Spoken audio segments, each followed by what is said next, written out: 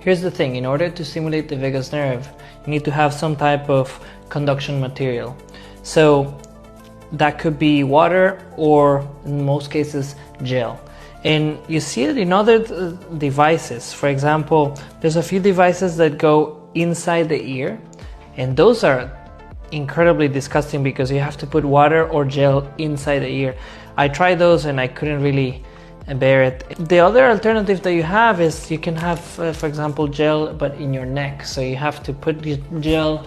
That's also super messy. So for Roga, after a lot of iterations, we decided to go with electrode pads that have this self-adhesive hydrogel that conducts electricity and sticks to the skin, and when you remove it, there's nothing left. So we actually did a custom-made design. It had to be really sticky, but also it had to conduct electricity properly in order for users to feel the stimulation. Turns out that the hydrogel that we were using, because these are such small electrodes, it was running off after a few sessions and it wasn't getting to the optimal level, which should be at least 10 sessions or more. So we decided to go back to the board and actually customize the hydrogel for ourselves, which was really hard to create, but after a lot of iterations, I think we have something that is really, really good and very, very high quality. So this new hydrogel has two interesting factors.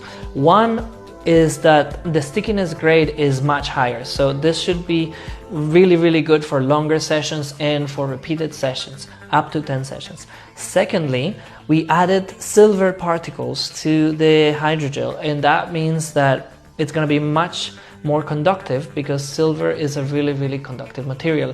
So I just tried this new hydrogel in a session that I did, and it was like a whole different thing. Like the level of stimulation was so much higher. The stickiness is amazing. Like I could actually walk around and run, and I started like jogging around the house and like they wouldn't fall. So I was so excited about this new hydrogel, and because we have an event tomorrow, I didn't want anyone in the event to use any of the old hydrogel and the old pads.